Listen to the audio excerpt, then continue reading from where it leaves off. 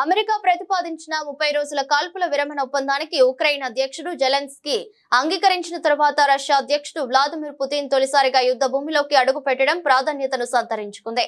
ఆయన బుధవారం పశ్చిమ రష్యాలోని కర్స్క్ లో పర్యటించారు. ఈ ప్రాంతంలోని కొంత భూభాగాన్ని ఉక్రెయిన్ దళాలు స్వాధీనం చేసుకున్న సంగతి తెలిసిందే. ఈ క్రమంలో కర్స్క్ లోని రష్యా దళాల కంట్రోల్ సెంటర్ కు అధ్యక్షత పుతిన్ వెళ్లారు. ఆయన మిలిటరీ డ్రెస్ లో ఉన్న ఫోటోలను మీడియా ప్రసారం చేసింది. యుద్ధ భూమిలోని పరిస్థితులను అధ్యక్షుడు పుతిన్ కు Russian general staff head Valery Gerasimov వివరించారు. కొంతమంది ఉక్రెయిన్ సేనలు తమకు లొంగిపోయినట్లు తెలిపారు.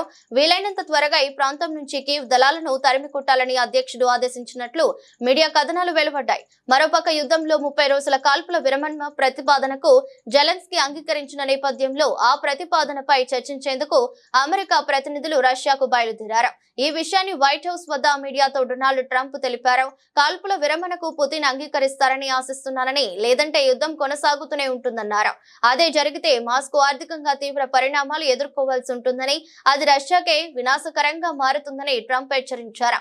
అయితే అలాంటి ఫలితాలన్నీ తాను కోరుకోవడం లేదని, శాంతి స్థాపన లక్ష్యమని ట్రంప్ వివరించారు.